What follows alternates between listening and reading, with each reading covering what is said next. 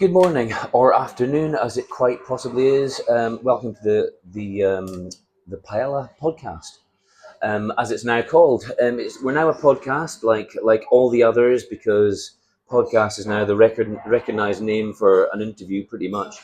And of course, I specialize in cooking a paella and talking to local people about hopefully a little insight into local people that have an effect on our local community. That's kind of vaguely kind of what it's all about. And hopefully, I pick out some interesting and unexpected guests. Like today, I think I've absolutely struck gold on the interesting and unexpected front. I've got Gemma here.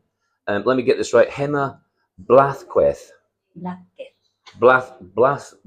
It's difficult on my tongue. This Blázquez. Blázquez. Yeah, you did it right. Am I dribbling? No, you are not. And Gemma has come all the way from the town of Avila in Spain to live in Inverness.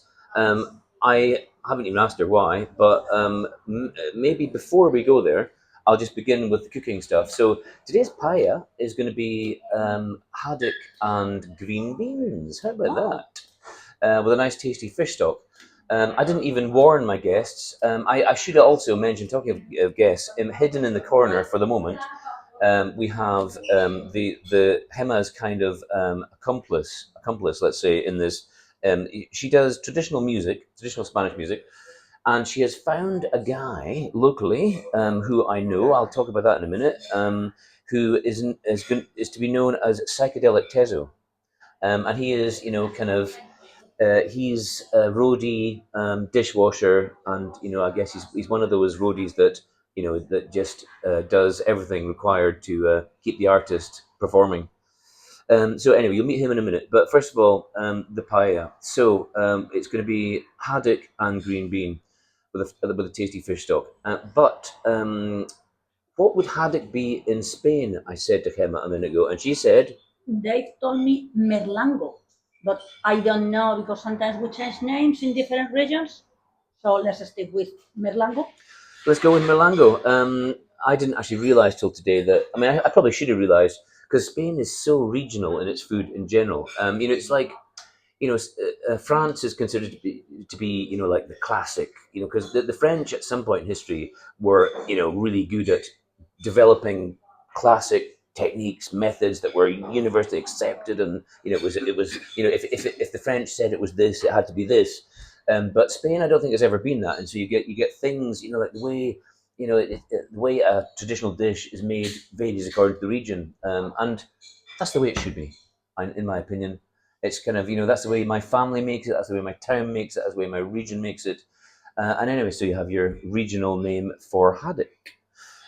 So let me start. The being haddock, there's no pre-cooking of meat, obviously, with that one, as I do so often with chicken and other meats. So I'm going to go and make a sofrito with the usual onions and peppers. And it's at this point in the podcast, I always say to guests, do you ever cook a paella? Well, I could call it more rice with things because I don't think what I do is exactly a paella. Okay. But yeah, every now and then. I mean, there are restaurants in Spain called arrocerías.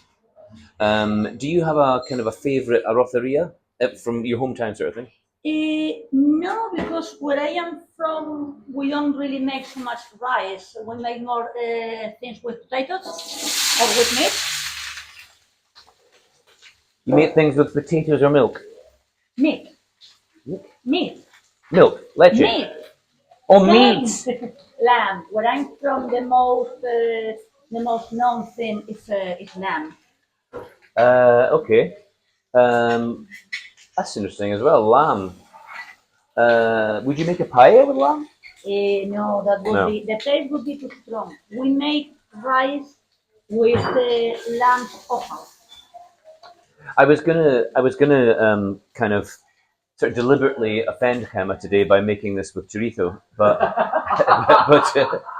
but I think it would spoil the whole the whole ambience of the day. I think even though she would professionally smile and overcome it, I think it would it might actually disrupt her artistic skills. So I mean I don't know why I subtly picked up on that from her, but I appreciate. Thank you.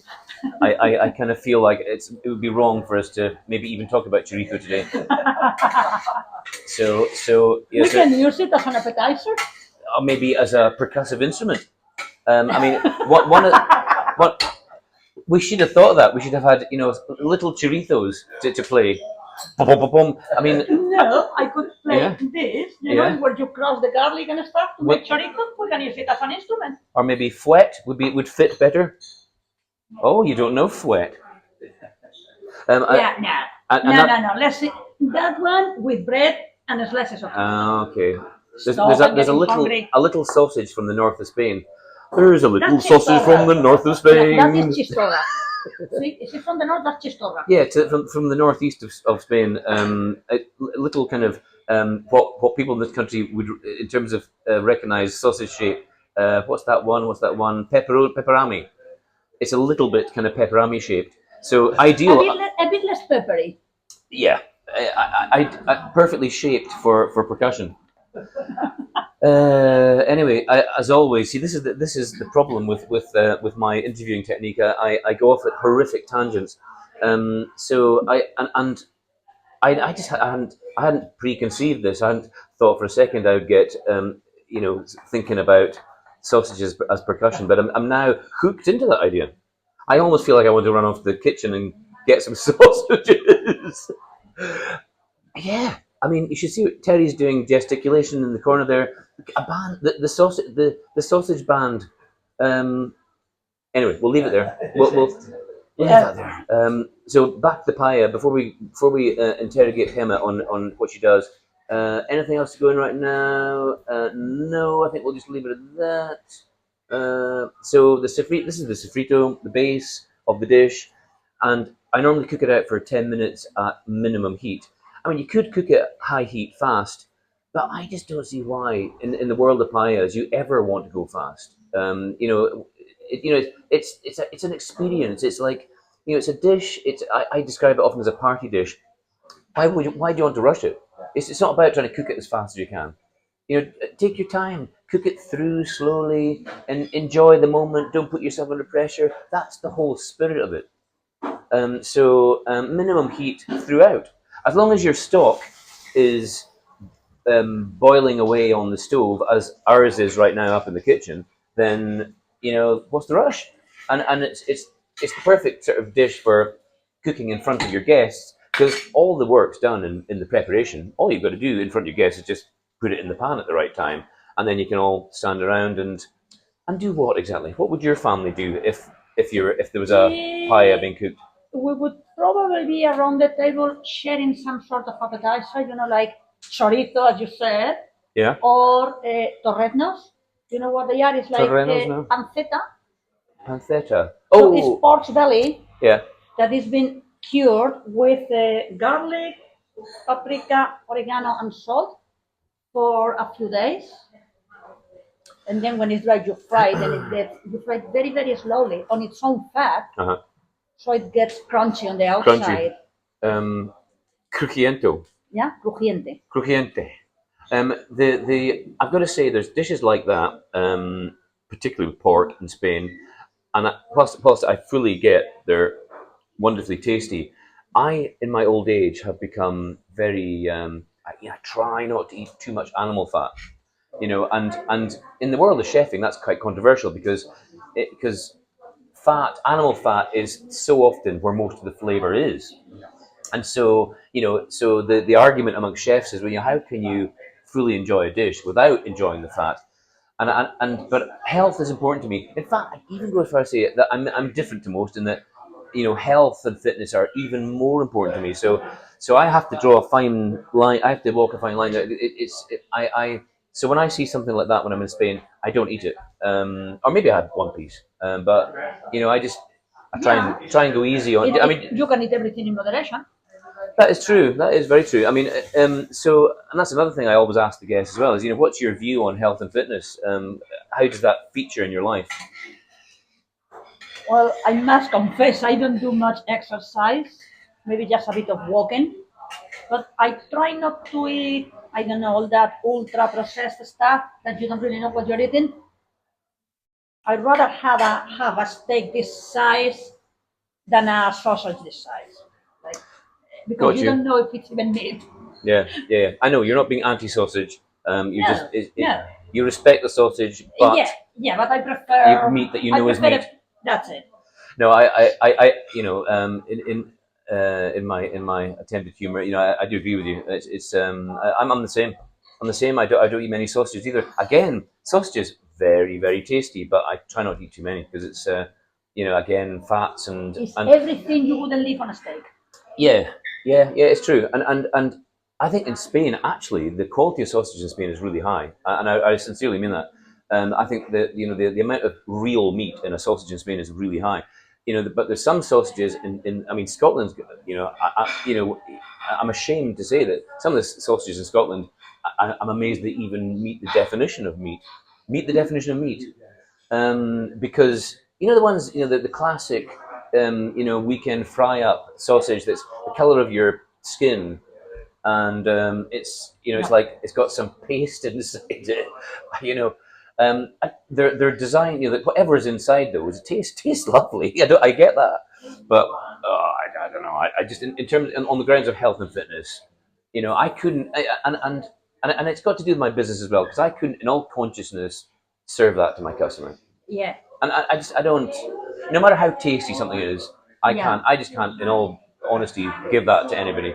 I think I prefer a black pudding than one of those sausages that you don't know what they are. Yeah, and I do my utmost in my life to try and encourage my dad to eat more healthily, but I fail. Hello, Dad. I fail in that respect, and there's nothing my dad enjoys more than a sausage roll. So fair enough. I don't. I try not to nag him about it.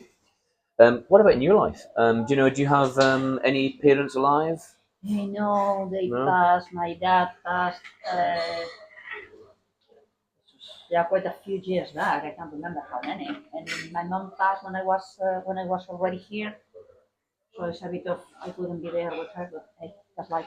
So your mother was the last to pass, Yeah. and what was her? In terms of like, did she eat healthy food, and what was her favorite food? Maybe. One of her favorite foods was a fried egg in bread in the heat of what you would call a French loaf. Oh, yeah, yeah. That was one of her things, but she loved everything. Her Spanish omelets were like, I cannot make one like the one she made. Mine are always too dry, and it's like, Mom. Such a Spanish comment. I mean, there's so many Spanish people have said exactly that to me, and that's the point I was making earlier. I mean, that's the way it should be. You should have been brought up with family recipes. You should have been brought up with a love of the food of your home region, town. It makes total sense. I mean, a part of the conversation for me is family, and because your upbringing, your past, your family in particular are massively relevant to what you have become as an Yeah, artist. true. So that's the deep question for this interview, I think. Oh yeah, I didn't point out as well. I mean, Gemma's going to play something. She's going to do as an example of her work. Um, but before we come to that, so yeah, where would you say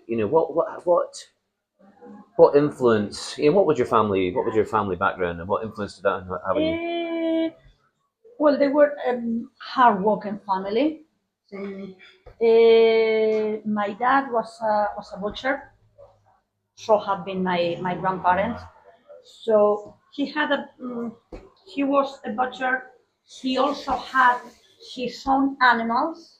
Even the Wow. slaughter room was on the back of our house. So a bit of farming, kind of as well, small Yeah, farming. farming, butchering. We also had um, a bar, hostel. It's one Oh, of wow. those small villages where I know you the kind of have thing. everything in one, and it's in the family house. Love it. So our hall was actually the bar. Love it. Yeah, yeah, yeah. No, that's and Spain has held on to more of that. I mean, I think in Britain we lost that ages ago. I mean, I think we most countries come from that kind of background, but I think we lost that in this country a long time ago. And Spain still has a bit of that, and it's lovely. Really nice to see these kind of families and businesses in villages Yeah. that still they provide maybe a guest house with a tapas bar or a cafe below, Yeah. and they're also involved in other things like farming, and that's great. Yeah, yeah. Absolutely great. Anyway, sorry, I interrupted you. So the influence of family and how it might relate to music. My mom would be always singing. She would be doing things around the house and she would be singing. I remember my dad would get up at a stupid o'clock. So he always had a siesta, only half an hour, but always a siesta.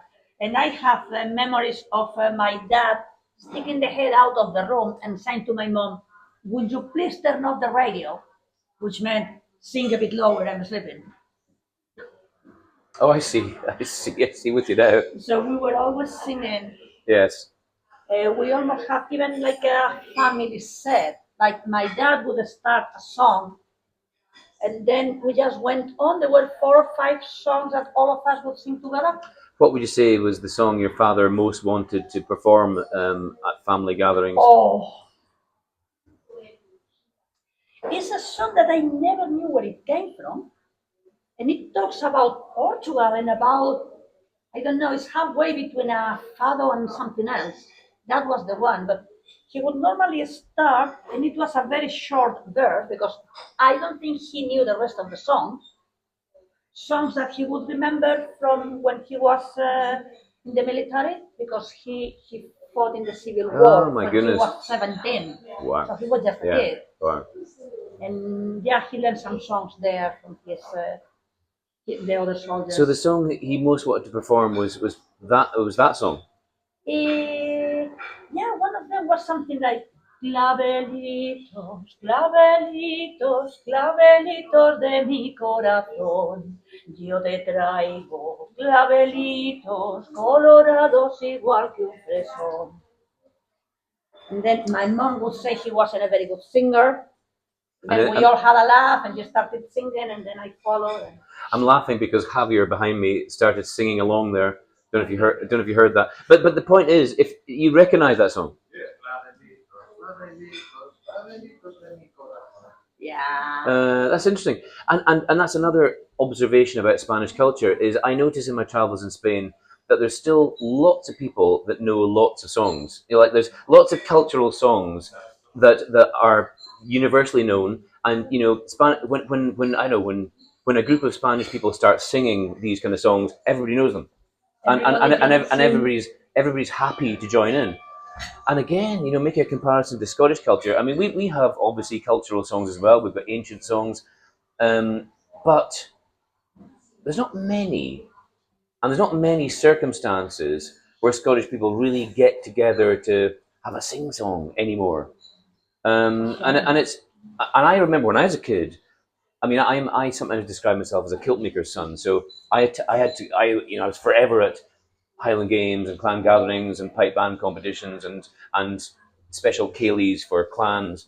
And and I can remember my family singing. I remember other impromptu performances, people used to have traditional songs that they performed at parties. I can remember all that, but there's not much of it anymore.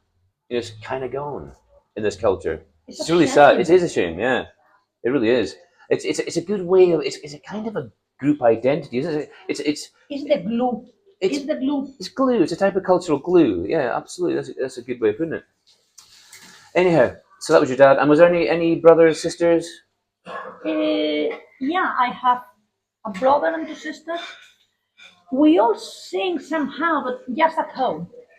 Just at home. I don't think any of them would step on a stage. No. But it's not like a family thing. Right. lost in one way or another. Right. And have they been over to Scotland, your brother and sister? No, I think one of my siblings was here for a summer or something before I had even thought of coming here. Okay. But that was about it.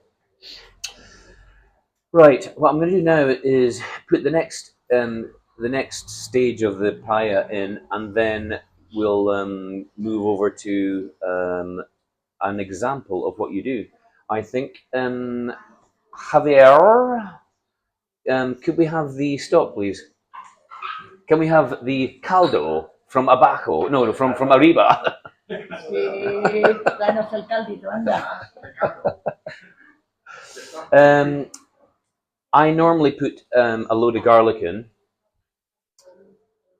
which is precisely what I'll do. If it doesn't have garlic, Oh, good. I'm glad you said that. yeah.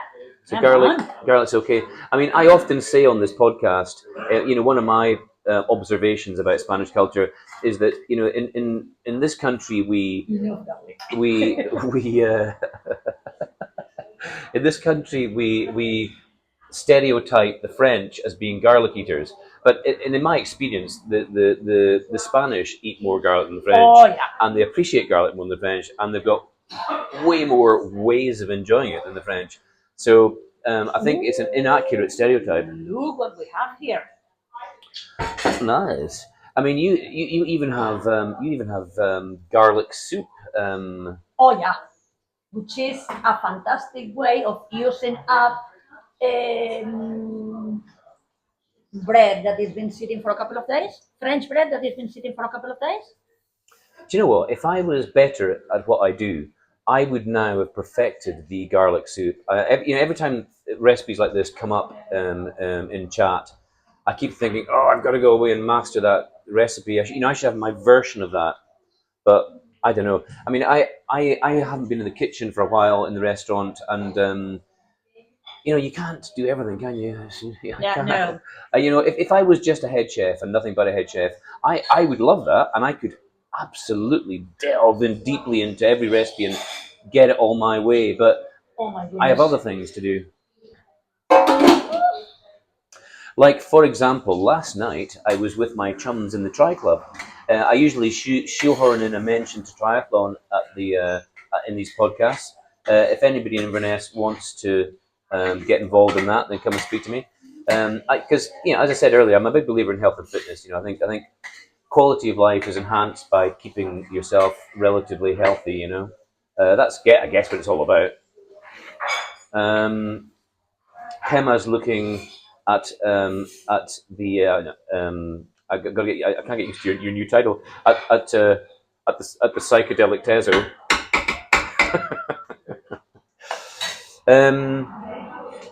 So rice in, give it a little bit of a fry just to break up the surface of the rice. That's why I'm doing it. And then I'll give my stock a stir. Now, what do you think you would put in your stock if you were making stock? Well, of course, it depends what is the main ingredient. In this case, it's fish.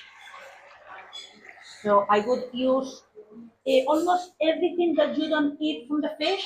As in, if you bought a whole fish, I would make this stock with the bone of the fish. That is the proper way to do it, indeed. And I would put probably, I don't know, pepper and garlic and all that. When you say stuff. pepper, do you mean pimenton? No, I mean green or red pepper. In the stock? Yeah. Oh. Yeah. So that is, that's one of the things. You can put almost any true. vegetable you want in the stock. True, but then do you then pour, because obviously you don't pour your fish bones into the paella with the stock. No, you drain it. So you drain your peppers out as well? Well, sometimes they get dissolved. It depends what you put. But yeah, you could drain it.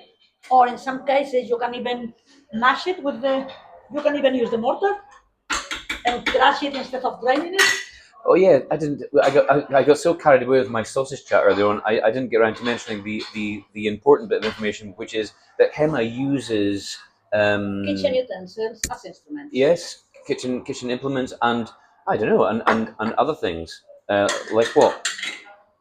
Like, well, as this week is going to be Santiago Day, Oh yeah, here we have two scallop shells from Camino de Santiago. yeah. They are also an instrument. Actually, it's the only comparison I can make to that is skiffle. Remember skiffle?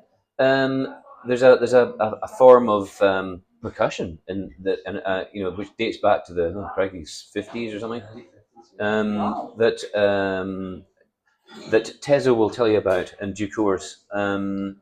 It's that's interesting actually. As I say that, it makes me think that there is a tradition in this country too, which again is gone, of playing spoons and playing I played it skiffle too. and the washboard. Yeah. Oh, we do that in Spain as well. We have 3 or 4 of those. One of them is with lamb bones. Lamb bones, Lamb bones. like baby sheep. Yeah. Baby sheep, like the rib cage of a sheep or something. Or No, I think they are. I'm playing the not only sheep's on rib ribs. cage tonight. No, they are on ribs. With ribs, they make flutes. Oh wow. That is with vaulted ribs, so the flute has the shape. No, it's little bones. I think they are from the legs, Right. so they are about like this.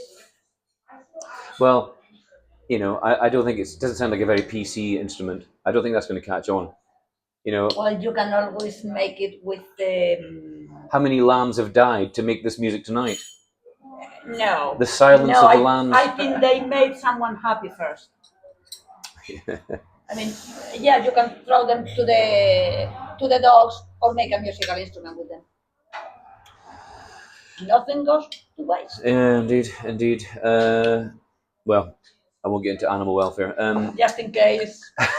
But let me just finish this before we talk about music. So I've put the stock in, and then of course I call this stage two. So stock and the next stage of ingredients. In this case, it is the beans. Judías. You like these? Yeah. That wasn't a very enthusiastic. Yeah. Yeah, no, sorry, you just caught me off guard. Yeah, no, I like it. I like green beans. Yeah. Can you prove that? Do you have any pictures of you eating green beans? Because I've lost faith in your feelings. No, really, I like almost every vegetable. Right. Okay. All right. I'm willing to accept that. Anything that is edible, really. Right. Anything. There are a couple of things. So it's not just lambs you eat. Yeah. You love vegetables too. Yeah. Okay. So in goes a pile of green beans. Green beans are one of my favorite vegetables, as it happens. Do you love a green bean? You can eat them raw, as you can see. Well, you can eat all vegetables pretty much raw. Eating raw veg, very good for your health as well. Some recent research has shown that starting off your main meal by eating raw vegetables does something to your digestive process, so that it affects the digestive process that follows. So, and as I'm sure people watching will know, Spain is renowned for its healthy diet, and I think as time goes on, we're beginning to realise why that is. One obvious one is olive oil, because the more research that's done into oils, the more olive oil is coming out as like one of the top oils you can consume. Olive oil is actually healthy. I mean, like obviously not if you drink it by the gallon, but it depends. It can clean your pipes. But in all seriousness, just drinking some olive oil is good for you. I mean, and you can't say that about lard, can you? I mean, it's absolutely not good for you. So cooking with olive oil, outstanding. But it's now so recognised that the olive oil market is tainted because it's now become such a valuable commodity that there's people synthesizing fake olive oil. I mean, on an industrial scale. So there's another thing to look into when you're buying olive oil is how can you guarantee that it's real and it's decent? It's very easy. But what was I going to say? Yeah, about Spanish healthy eating. What were we talking about there? Lost my thread once again. Olive oil. There was some other healthy element that I was going to surprise you all with. Who knows? Anyway, there are so the Mediterranean diet is considered to be very healthy. I guess that's the point. Vegetables. It's not the vegetables thing. Oh, I had a revelation to share. I shall also, at this point, now that because the stock that we put in now is about 2 to 1. So I'm very careful these days not to overcook the rice, because the rice obviously continues cooking after I turn the heat off, etc. And when you're cooking a big pie like this, it's not so imperative with a smaller one, but when it's a big one like this, which is going to be sitting in the pan for longer, it overcooks so much easier. So I now put a little bit less stock in, so 2 to 1, and then finish cooking under a lid. I will finish cooking under a lid, and then you can afford to leave it a bit without it going madly overcooked. So we actually don't have long to go, so I'm going to pop the fish in just now. Yummy. I love haddock. In fact, it could be my favourite fish. I mean, something I think Scotland does very well is smoked fish. I always point that out.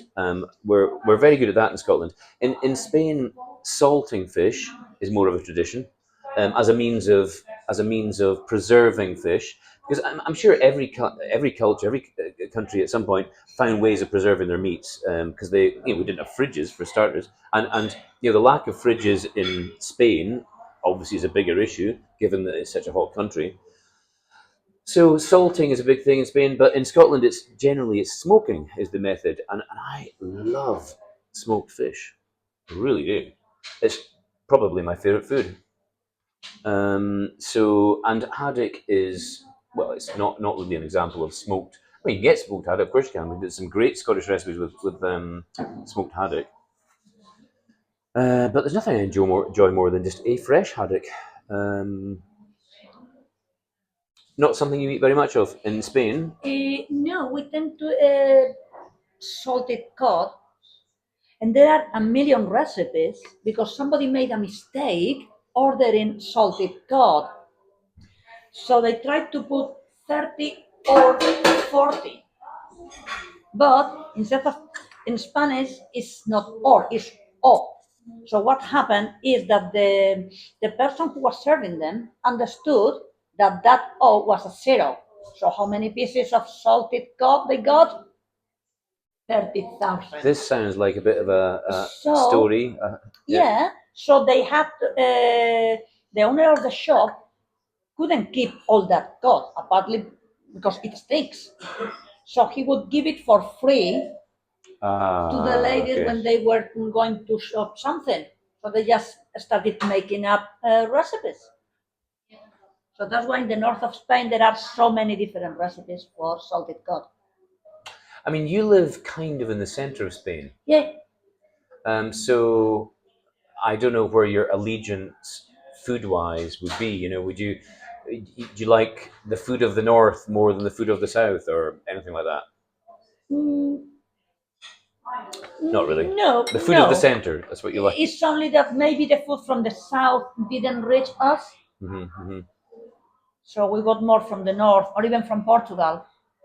Yeah, true. That's true. You're quite close to Portugal. Yeah, because I'm close to Salamanca, and Salamanca has a border with Portugal, so we got some recipes that could be a bit similar. Also, we are close to Extremadura, and is the main producer of paprika, pimentón de la Vera. Indeed, I go on about that a lot on the podcast. I mean, I think the It's Spain. the best paprika in the world. Yeah, I think the Spanish make the best paprika in the world. That's it in a nutshell. Exactly that. And we go to a lot of trouble in the restaurant to make sure we use Spanish paprika, and we with certain versions of it as well.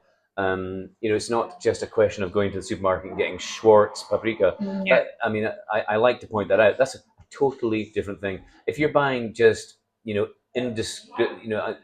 indiscriminate kind of Schwartz paprika in the supermarket, you're missing out on the world of paprika. It's not even close to what paprika can be and should be.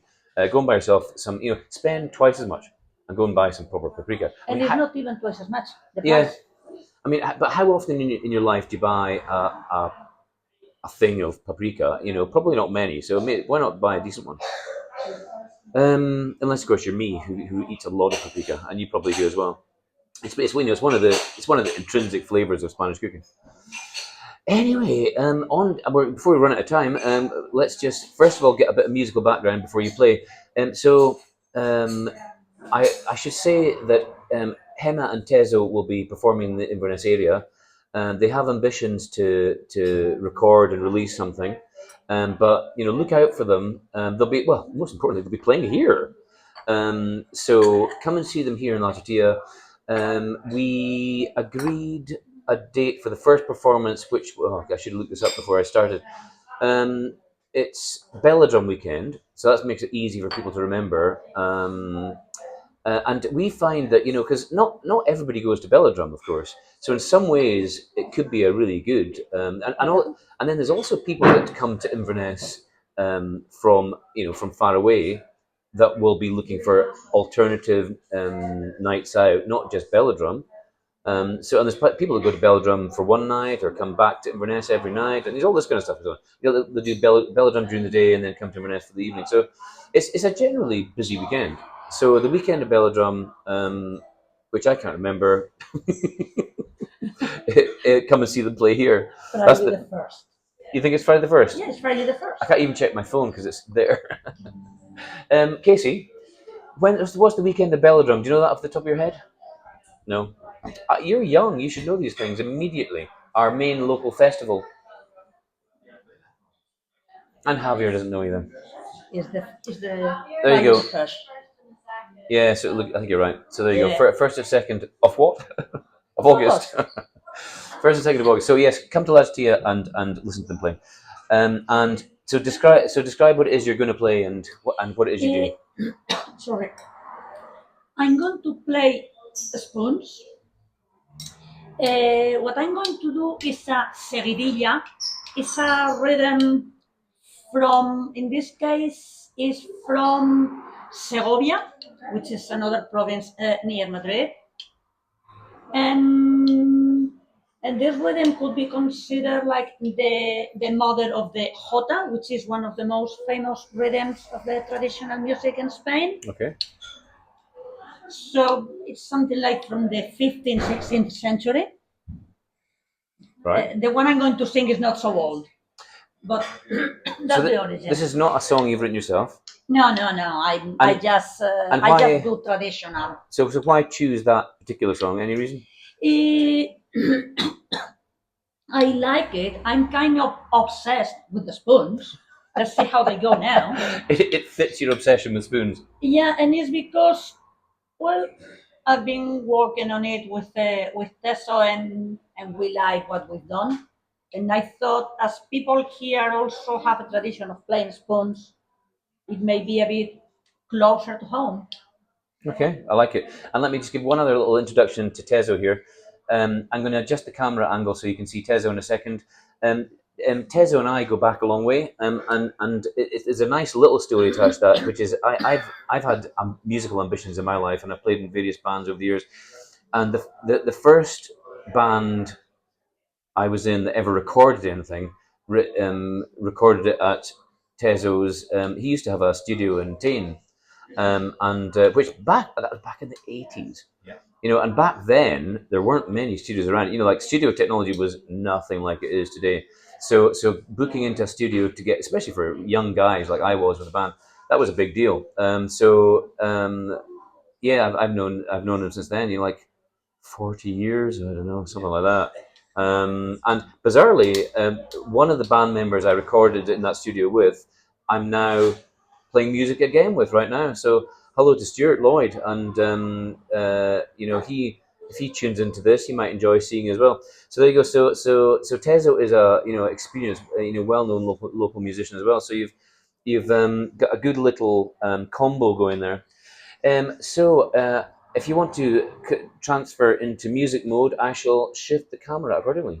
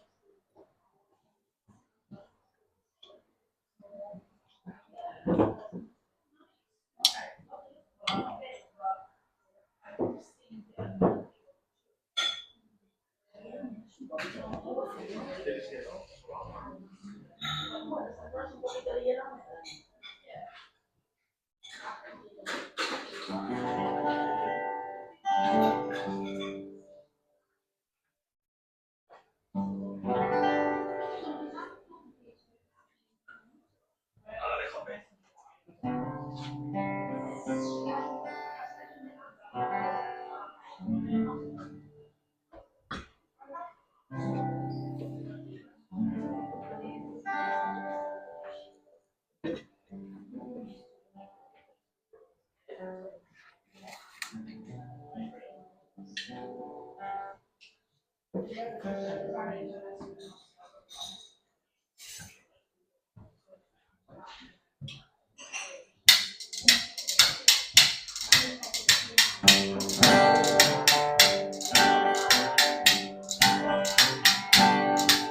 campana, la primer seguidilla, siempre campana, delante del puerto, porque sale del puerto a desmontada, desmontada.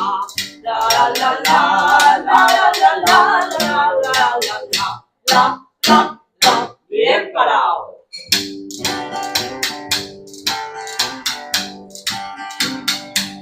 Que uno son los labradores madres, que uno son la tierra del camino, la tierra del camino, las caras mejor, las caras mejor.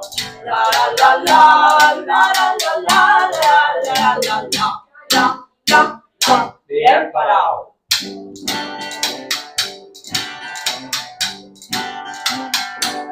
De cuando quiere, de Sevilla, de cuando quiere, y de la camarilla, o de la verde, o de la verde. La la la la la la la la la la la la, bien parado.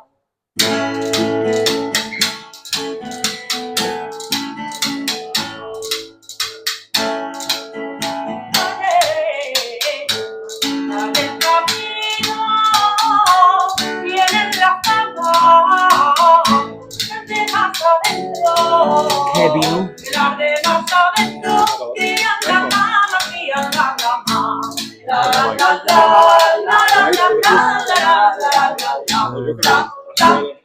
Bien parado.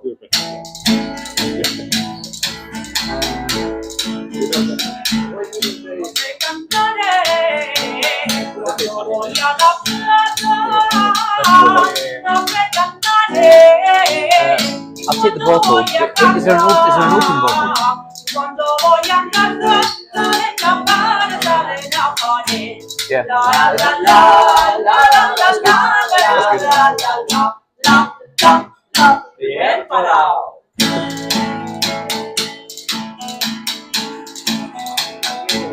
Tengan cuidado, señores bailadores.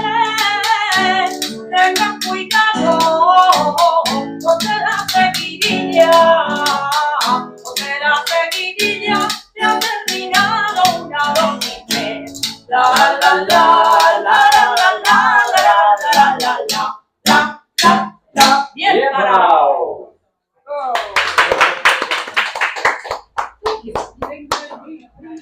Superb. I shall move the camera back into position. Gracias. Very nice voice. Thank you. And that's interesting that the lady there that commented on your voice came up, because Tez was just talking about that a minute ago. Yeah, Tez was just talking about your voice, because I thought Tez's comment was a good one, because he was saying that when he met you, you said that you hadn't really done any singing in your life, and I don't know how you ended up singing, but he realized that you had a good voice, which clearly is the case. So isn't it amazing you've gone through your life without actually ever really doing any proper singing, and you sound that good. So I'm going to turn off the paella. I see. I see your And tricks. this is the magic. This is the magic. Yeah, and it's you could. I mean, it's very popular in Spain to cook a paella and deliberately use up all the stock and toast the bottom. Every time I say this, I forget the word. What's the name of that again? Socarrat. Socarrat. So you cook the paella so that you have a socarrat, the toasted bottom, which kind of gives you this lovely kind of, if you get it right and you don't burn it, you just brown it, because burnt rice is horrible. I mean, actually, and that's exactly why restaurants don't do it, because the minute you burn rice, it goes through anything close to it. That flavor is through it. Yeah. It's just it's a disaster. But toasting is a different thing, you know, and so you brown it with the olive oil, with all the flavors. It's lovely. Anyway, we don't do that in the restaurant because you know that's such a such a specific thing, and it's not something that you know you'd want to try and train a chef to do every time. I don't think. But most people in Spain finish it under a lid, and the reason for that is that way it's you get it right every time. You can't go wrong. You can't burn it. So you turn off the heat before all the stock's gone, and it finishes off absorbing the stock under the lid. So 10 minutes more or less, and in that 10 minutes, I normally talk about wine. By the way, that was lovely. That song really was lovely. And you know, if people want to see that and others like it, then come along and watch it here at La Tortilla. Um, yeah, really good. And no, you know, other than the microphone in the room, you know, not even with any amplification, you know. So the sound, it sounds even better if you're here. So wine wise, what I normally ask the guests at this point is,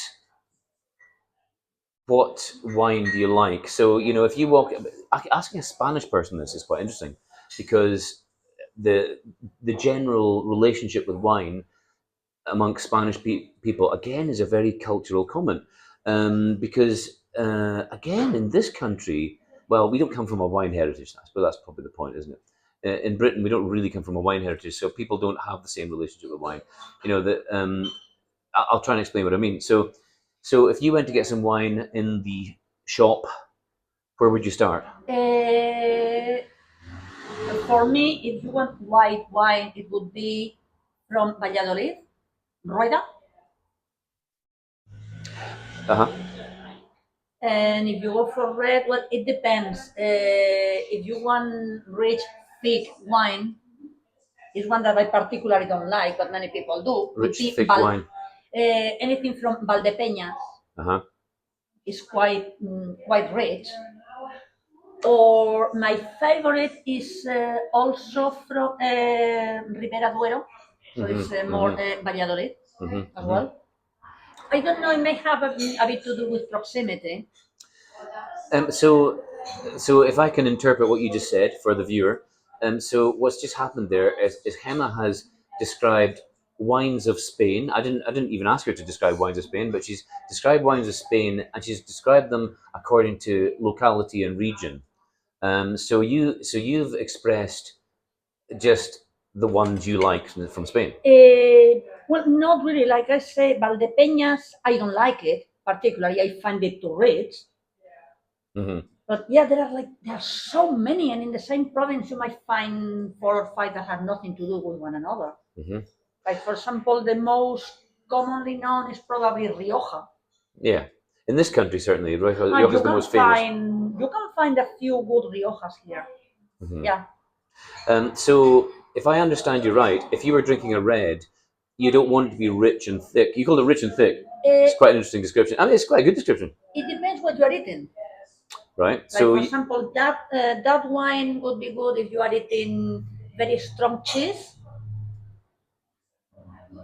But if you're eating fish, you should go for rosé or white, because they don't hide the flavor so much. Okay. And something you don't do is drink wine with asparagus or artichokes. It tastes weird. I've mentioned that on the podcast a few times. Asparagus and artichokes, very popular in Spain. I've never seen any country do artichokes like you do it in Spain. Especially Navarra. Yeah, I mean, it's a cooking technique I want to learn. It's another of those things. Every time I mention it, I think, I need to go and learn that. I haven't learned it yet, but you know, you can go into restaurants in Spain and they've got artichokes on the menu, and you get given these artichokes on a plate that are charred on the outside, and you know, and you peel off the outer charred leaves, until you get to the level of woodiness that suits you, I guess. But the center is just succulent and soft and tasty. I've never tried because there's and sometimes they're cut in half and grilled in half. Um, and there's some kind of process going on of boiling and oiling. I don't know. Have you ever tried it? Do you ever get fresh artichokes here? Because that's the problem. Very hard to It's get. a flower, Yeah, right? It's the flower of a thistle. it's very hard to get. And they get very hard. You cut it today, and tomorrow you have to throw away half the artichoke. So yeah, I mean, if we wanted to sell, we have looked into this in the past because I thought about learning this technique because if we did it, there's no restaurant in Scotland does it. I mean, we could provide a dish here that nobody does, but sadly it's like Yeah, you don't get them fresh. we discovered this problem with it. I mean, I can think of a few examples of things we've experimented with in the restaurant in the past. You also have a pepper in Spain that's really popular called the Italian pepper. You look at me blankly. It's a bad sign. No, I'm trying to think the name because I've seen them here with a different name. Really? Yeah, yeah, but I can't remember what they call them. They are like this long. Yeah, exactly. There's a And green. you fry them. There's a green pepper in Spain called an Italian pepper, and it's one of my favorites. And I can't find them here. I don't know where you find them. I mean, I've seen ones that look like it, but they don't taste like it. No, they are harder. The ones you have here, you couldn't fry them. You can roast them. Mm-hmm. But the ones you've said, So stuffed with black pudding inside, is just. well, that's not what I was That's gonna. delightful. The dish that I wanted to do in the restaurant, and in the end we had to give up on it because we couldn't get the peppers. Was there's a dish you have where you take the Italian pepper and you take your albondiga mix and you stuff it there, and then you serve it with your tomato sauce. Absolutely love that. But as I say, it's really hard to do in Scotland unless you're willing to spend a lot of money sourcing that pepper. Impossible. And artichokes, same thing. And there's another one as well. There's the calshot, the calshots. Calzots. They look like a leek, but it's actually an onion. Yeah, it's somewhere between a leek and a spring onion, same kind of family, but it's not either of those two. And they make a festival out of it. I mean, calchotadas they have. Recommend that to anybody if you go to Spain for calchotada time. And get these. It's a bit like the alcachofa in that they flame grill them really fast. The center goes soft and succulent without even cleaning them, exactly, because you don't eat the grilled outer bits. And then romesco sauce. Oh. So you take the charred leaves off, and then you dip them into romesco sauce, and maybe you cannot cut it. and a glass of cava. And you probably wear a bib because it's messy, very, very messy. I mean, that's true. it's just wonderful, And again, we thought about doing that last year. Just cannot get the alcachofas, not the alcachofas, the calshots. Apparently, the English translation for calshots is I've forgotten already. There's a word you recognise for calshots, and I've ordered those from our veg suppliers, but they're still not quite the same. Some or other. It's not the same climate, so even if it's as tasty as. Yeah. Anyway, so Spain has all these delights, and also the older I get, the more I kind of think, well, actually, why does every fruit and veg need to be available here all year round? Actually, I don't want that. I don't care about that. I mean, why not leave it special and in Spanish? And if you want to go and experience those things I've just described, just go to Spain and do it. You don't actually have to recreate every moment here.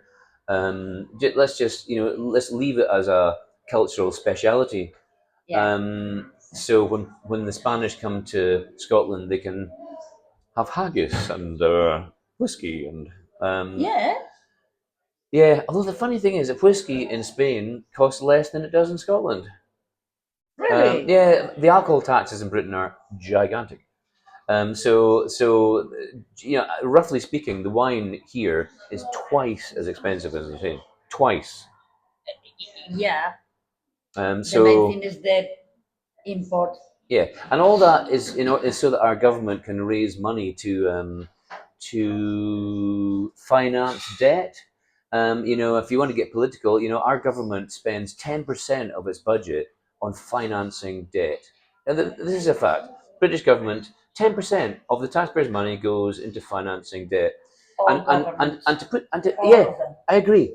I agree. Absolute scourge of Western governments today is they all want to spend, spend, spend, spend to be popular, to buy votes, and actually they just make us poorer.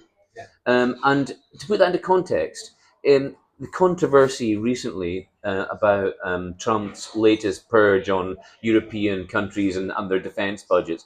I remember he's been harassing Spain about not what the Spanish have been the most upstanding against Trump, I think, and his policies, and I quite admire that. But the Trump has been quite direct in criticising Spain for being reluctant to spend 5% on its defence budget. But the point is, every European country is raising its defence budget to about 5%. So look at that. The defence budget of Britain is not there yet, but is going up to 5%. That's only half. When it gets there, that's only half of what we're spending on debt. That money should be spent on improved, affordable housing. That these would be my politics. Absolute basics. We should have affordable housing. End of. Basic. Absolutely massive problem, and our government never ever gets anywhere close to solving it. I think it's unacceptable. So some of the guests I want to get onto the podcast in future are going to be local politicians that I can hit with that one. Anyway, you're not a local politician, and we don't want to get into that really. But as you can see, there's a little soapbox I like to jump onto there. Back to wine. Back to wine. So I like the fact, most people in this country, if I talk to them about wine, they would never say what you just said. And instantly you're showing that you come from a country that has wine culture. Yeah. That's my point. So we're going to have a white wine just now to go with because this it's fish. because it's fish, and that is the traditional thing. I'm all for kind of not going with tradition. That has to be said as well, because I think you learn just as much, if not more, from mistakes. So I think I quite like the fact that you should just try things and Yeah. see what happens. And sometimes it'll be wrong, but you'll have learned a lot from being wrong. If you have good memory to remember the mistake. They say man is the only animal who stumbles twice on the same rock. Oh gosh, yeah. Until you get so old that you've forgotten all your mistakes. It's kind of true, isn't it? And I'm It's the only thing you don't forget. yeah. I mean, even in my short life, I could I could think of lessons learned, and that some lessons you only learn once as well. Yeah. So wine. I'm just going to give you a little bit. Or I mean, you didn't drive here either, did you? No. No. So you can drink as much of it as you want in that case.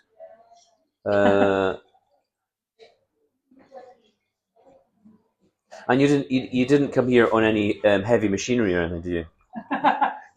Well, if you consider my feet heavy machinery, can I say? Oh, wow. So, right, now I'll serve up, and then we'll do a wee wine and pie matching thing. So I'll tell you about the wine in a second. Acceptable. Smells good. So Look at that. So this has been finishing off while we've been chatting. I'll just pop that to one side. It smells like cava. It's like cava without the fizz. It's like cava with a what? Without the fizz. Without the fizz. It's a Chardonnay. Yeah. Oh yeah, obviously. Oh, I thought she was going to go, you beauty. Well, they brought the grapes from France, but then they use them in Navarra. Yeah, I mean, Spain obviously has its own indigenous grapes, but I think these days all the big wine producing countries have recognised, what are the popular current styles of wine, and every country makes sure that it has the popular varietals. I think it's kind of like that.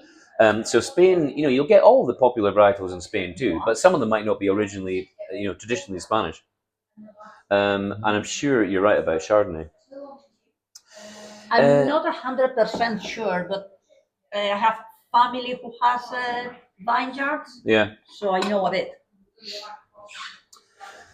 My sister does her own wine. Yeah, well, I think they sold it Oh, did they sell it? to the, but it's still in the family. Oh, Your sister sold it. I don't know the sub in and out. It was her in-laws. Oh, They had a. Well, hermoso. Oh, how did Mira qué cosas te llaman, no te quejarás. Es que te está haciendo la pelota. Tiene un pelo. tenedores, por favores. Look at that. gracias. So, anybody watching that wants to come and talk about, serious local stuff, you get, your payment for your effort is you get to eat some of the pie at the end, which Yes. hopefully is worthwhile. You got one. You don't have one. I will have one. And we'll do a wee moment here where we talk about the food and wine.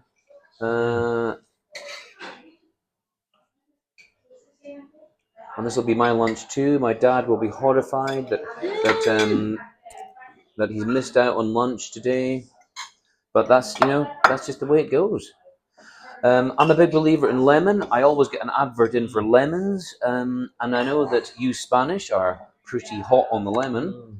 Oh yeah, we use lemon almost on everything. So yeah, lemon is a wonderful fruit, and it's a disinfectant. It's packed with vitamin C. It's a flavor enhancer. It's like nature's own kind of thing to make everything good. And I tend to put it on probably more things than you traditionally would. Kind of some unexpected foods as well.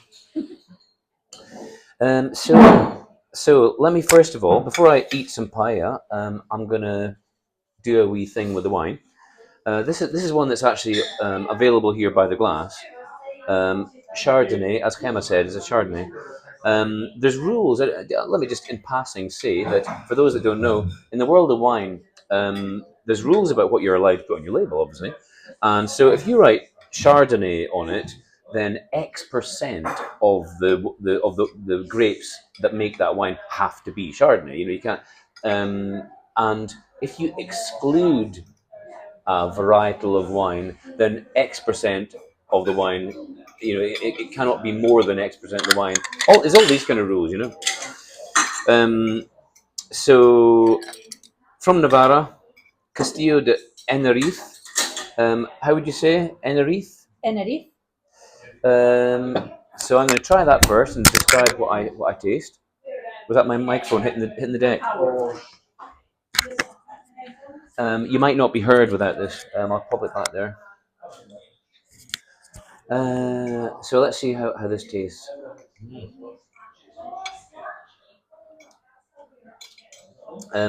Chardonnay has a reputation for being a white varietal that can be quite buttery, and to use your terminology, quite thick for a white. I quite like that. I can relate to the word thick. I think that's because texture's a thing. Some wines are thin and light, not just light in flavor. I mean, light in texture. Then so Chardonnay can be quite thick. And this Chardonnay, it's available by the glass. So it's the wines that are available by the glass tend to be the cheaper wines on our wine list. So the Chardonnay that you're drinking here is fairly entry level. It's not an advanced Chardonnay, so it'll have light characteristics of this style of wine. So, but it's got that. It's quite fruity. It's got a nice texture, quite balanced. It's quite innocuous. Again, wine by the glass in restaurants are chosen because they're not massively challenging. So it's quite easy drinking. No harsh aftertaste, all that kind of thing. So yeah, and this fits the bill. It's just a nice Chardonnay. Over to the paella. And let's see if the flavor of this has come out right. No, it's delicious. It really is. Yeah, it's tremendous. That's good. That's good. Happy with that. It's got the seafood flavour. It's got the fish tastes good. And it's not overly Over fishy. overfishy. No. Sometimes can be too strong. Yes, indeed. It's the perfect balance. Indeed. I mean, it's we sell the arroz negro here in the restaurant, and the minute you say that, you make me think of that. Do you make arroz negro? Yeah, we do it here, and Whoa. there's not many places in Scotland you'll get that, so there's an advert for that. If you've ever seen the black paella in Spain made with squid ink essentially, I mean, as I would describe it, gives anything an intense flavour of the sea. That's what it does. So squid ink just gives you an intense seafood flavour. So if you really want the intense seafood flavour, try the arroz negro. And the arroz negro is traditionally made with squid as well. You know, if you got the squid ink, it tends to have the squid in it as well. And so what I like to do is eat some of this, and then drink the wine again, and see if anything has changed.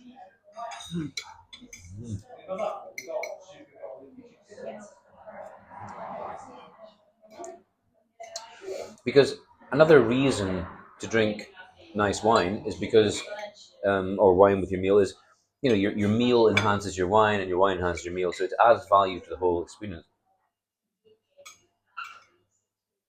And as I always say in the podcast, you know, quite often, if there is any harsh tannins, which tends to be the case with red wines more so, then the harsh tannins can be smoothed out by the food. So that some of those wines are, you know, very much designed to be drunk with food. Anyway, I think that goes well. Happy with that, and that's probably about where we end it for today. So all I can say is thank you both for coming in. That was outstanding. Thank you Come for and see them inviting here us. in the restaurant on the first, 2nd of August, um, and